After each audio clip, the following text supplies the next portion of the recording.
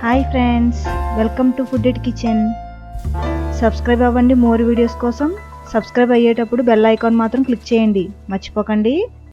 ఇవాళ వీడియోలో చాలా మంచి రెసిపీతో మీ ముందున్నానండి. అదేంటంటే తీయగా గోధుమ పిండితో గవ్వలు.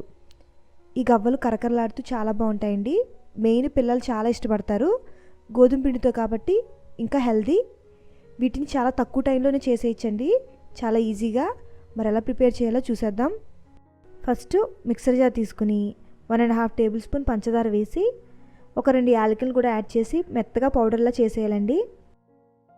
మిక్సింగ్ బౌల్ తీసుకుని అందులో 250 గ్రాముల గోధుమపిండి వేసుకోవాలండి. అలాగే ఇందులో చిటికెడు సాల్ట్ని కూడా యాడ్ చేసుకోవాలి. ఆ తర్వాత మనం ఆల్రెడీ గ్రైండ్ చేసి పెట్టుకున్న షుగర్ పౌడర్ని యాడ్ చేసుకోవాలండి. స్వీట్ కొంచెం ఎక్కువ ఇష్టపడేవారు షుగర్ పౌడర్ని అంతా వేసేసుకోవచ్చండి. గ్రైండ్ చేసిన షుగర్ పౌడర్ అంతా నేను ఇక్కడ 2 నుండి 3 టేబుల్ స్పూన్ షుగర్ పౌడర్ని యాడ్ చేశానండి.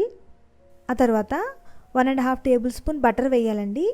బటర్ అనేది రూమ్ టెంపరేచర్లో ఉండాలి. ఇలా బటర్ని యాడ్ చేశాక ఈ గోధుమ పిండి బటరు బాగా కలిసేలాగా చేత్తో బాగా కలపాలండి. ఇందులో 1/2 కప్పు కాచిన పాలు, కొంచెం గోరువెచ్చగా ఉండాలండి పాలు. ఈ పాలని కొంచెం యాడ్ చేస్తూ నాకు ఇక్కడ 1/2 కప్పు పాలు కరెక్ట్గా సరిపోయాయండి ఈ పిండి కలపడానికి. మీకు కలుపుకునేటప్పుడు ఒకవేళ సరిపోకపోతే కనుక మరి కొంచెం యాడ్ చేసుకోండి. పిండి సాఫ్ట్గా అయ్యేలాగా కలపాలండి. సేమ్ చపాతీ పిండిలాగే సాఫ్ట్గా ఉండాలి.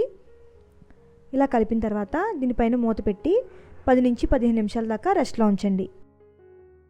ఈ పిండి నుండి గోళీ సైజ్ అంత పిండిని తీసుకుని రౌండ్ బాల్ లాగా చేయాలండి. ఈ విధంగా వీడియోలో చూపించిన విధంగా.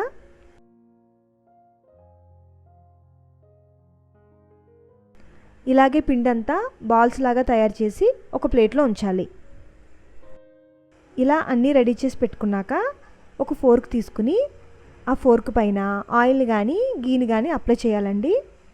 ఆ తర్వాత ఒక్కొక్క బాల్ని ఇలా తీసుకుని దీనిపైన ఉంచి ప్రెస్ చేసి రోల్ చేయాలండి. ఇలా వీడియోలో చూపించినట్టుగా. చాలా ఈజీ అండి, చాలా ఈజీగా చేసేయచ్చు. చూసారా, ఈ విధంగా వస్తాయి.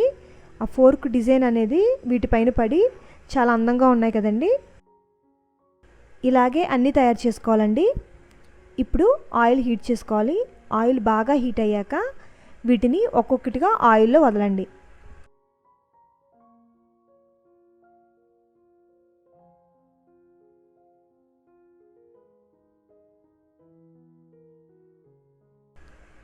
ఇవి క్రిస్పీగా ఫ్రై అయ్యేంత దాకా వేయించాలండి.